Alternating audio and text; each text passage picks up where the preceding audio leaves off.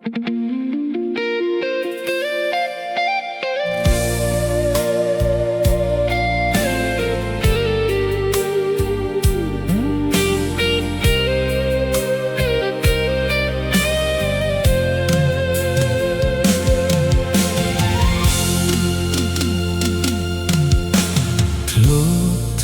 ឲ្យអូនធ្លាក់ជ្រោះស្នេហាធ្វើឲ្យរូបស្រីឈឺផ្សាស្រក់ទឹកនេត្រាខ្លោចផ្សាឥតលះមានអ្នកថ្មីគេលួងលោមប្រឡោមសុំស្នេហ៍ពេលនោះនួនអងជ្រឹកគេ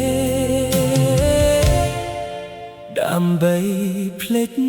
បង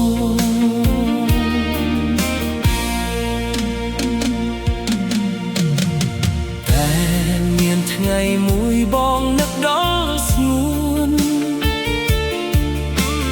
បែរដូងត្រូវការនឹម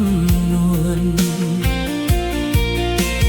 ទូរស័ព្ទទៅស្ងួនចង់ប្រាប់អត្ថន័យ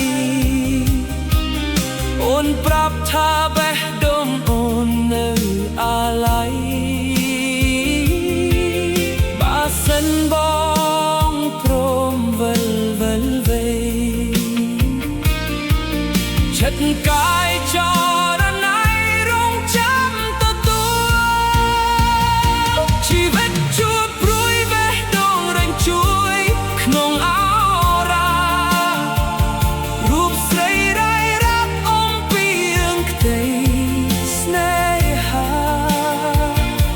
រូបអូននឹងគេអូនបានជ្រុលជ្រោះកាយលឺហើយស្ទើរសូន្យសង្ខារអូនប្រាប់ថានៅ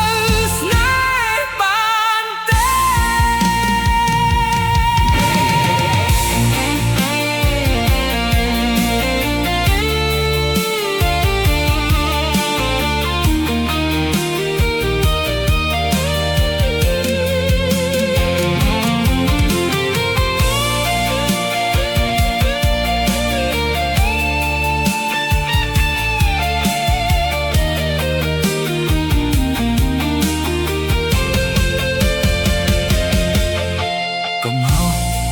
គ្រប់យ៉ាងមកពីរូបខ្ញុំ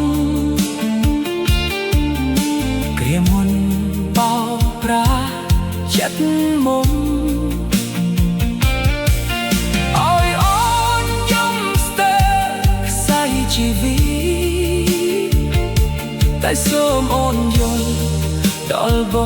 រិសុទ្ធ